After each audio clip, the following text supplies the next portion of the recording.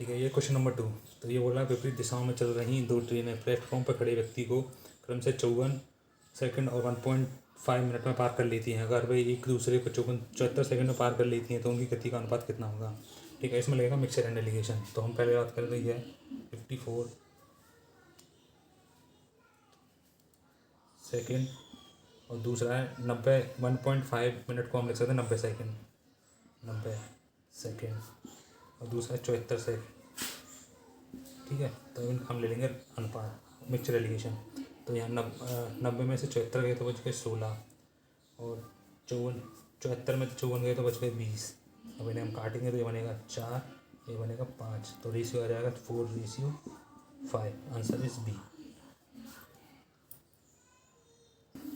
10 नलिकाओं का लागत मूल्य 5 नलिकाओं के विक्रय मूल्य के बराबर है, तो इस लेन देन में लाभ प्रतिशत ज्ञात करें। ये क्वेश्चन नंबर 3 है, यूपीएसआई में आया हुआ। ठीक है, देखते हैं। तो इसमें बोल रहा है 10 जो नल हैं उनका जो सीपी है, सीपी बोले तो लागत मूल्य, क्रय मूल्य, क्रय मूल्य, ठीक है, जो बराबर है 5 के एसपी के बराबर। ठीक है, तो यहाँ पर सीपी अपॉन एसपी रेशियो देखें तो हो जाएगा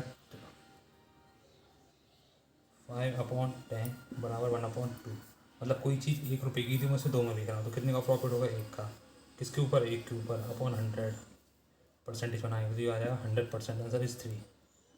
ठीक है, आंसर इसका बी।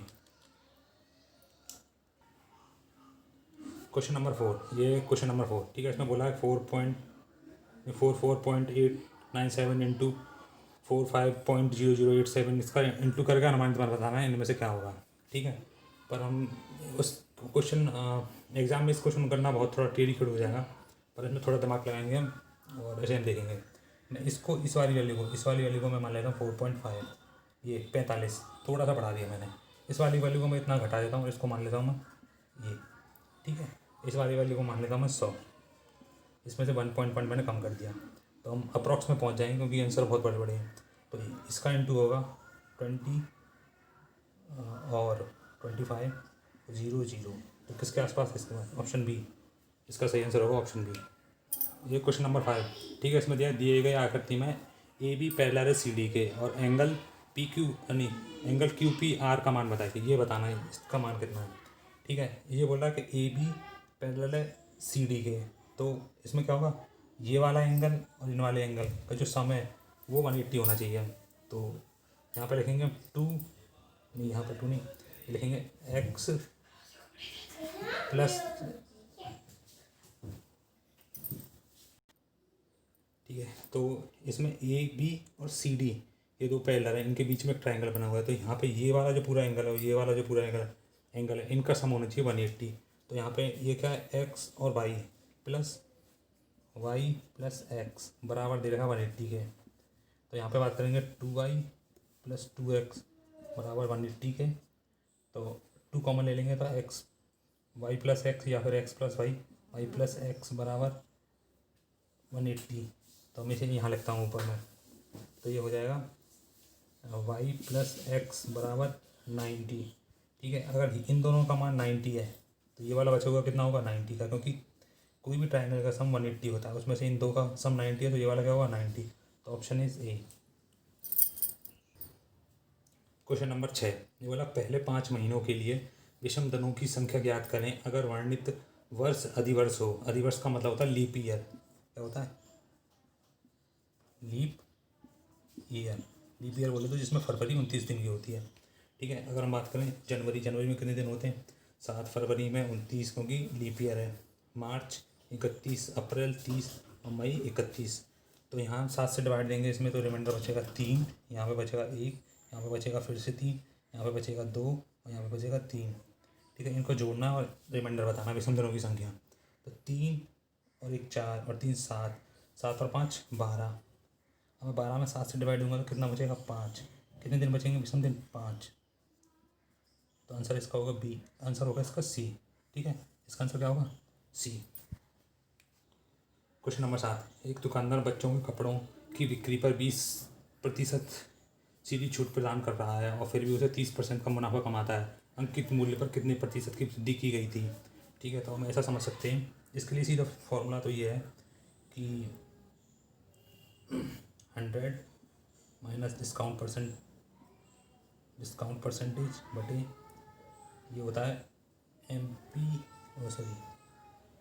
CP अपॉन MP का रेशियो निकालने के लिए, और ये होता है 100 प्लस प्रॉफिट परसेंटेज। ठीक है, पहले मैं ये लगा के दिखा देता हूँ, फिर इसका बेसिक भी देख लेंगे।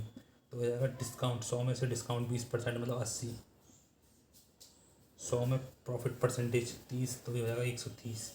इसका रेशियो बनाएंगे तो ये आएगा CP अपॉन MP बराबर कॉस्ट प्राइस, जैसे बोलते हैं हम खरीदा हुआ मूल्य, कॉस्ट प्राइस है, मार्कअप प्राइस, ये 8 और ये 13, मतलब कोई चीज़ 8 रुपये की थी, वो मैंने 13 रुपये लिख दिया उस पर, तो मैंने कितना बढ़ा के लिख दिया 5 रुपये, कितने पे 8 पे, तो इंटू करेंगे 100 परसेंटेज बनाने के लिए, तो ये हो जाएगा 62.25। ठीक है, अब इसका बेसिक देख लेते हैं। बेसिक क्या बोलता है, बेसिक करेंगे तो ये कुछ ऐसा होगा।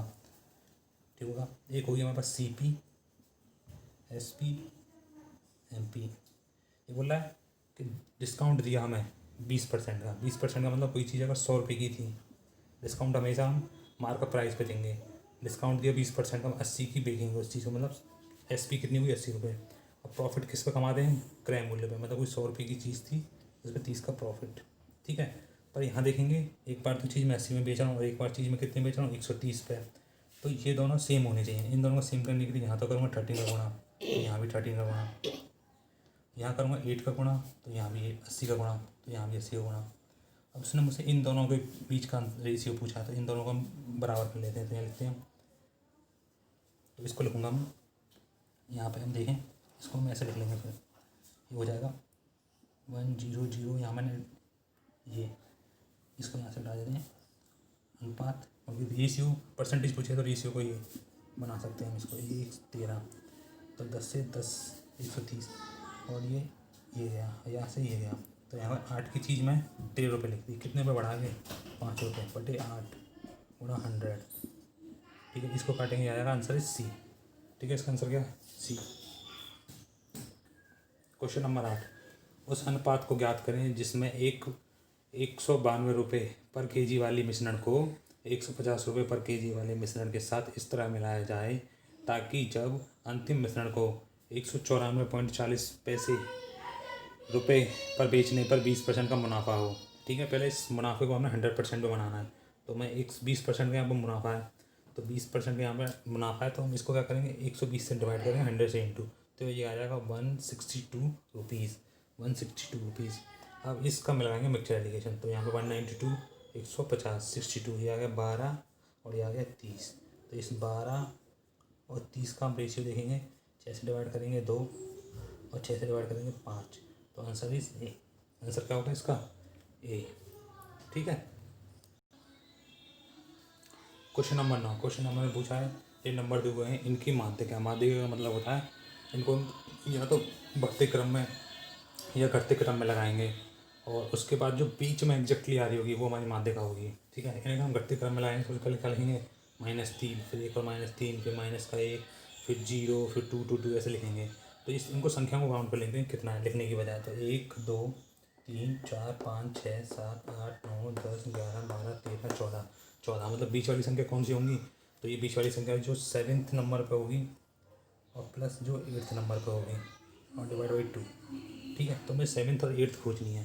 ठीक है, तो मैं देखूँगा सबसे पहले नंबर पे ये आएगी, फर्स्ट पे, सेकंड पे ये आएगी, थर्ड पे ये आएगी, फोर्थ पे ये आएगी, फिफ्थ पे ये आएगी, सिक्स्थ पे ये आएगी, 7th पे ये आएगी और 8th पे ये आएगा।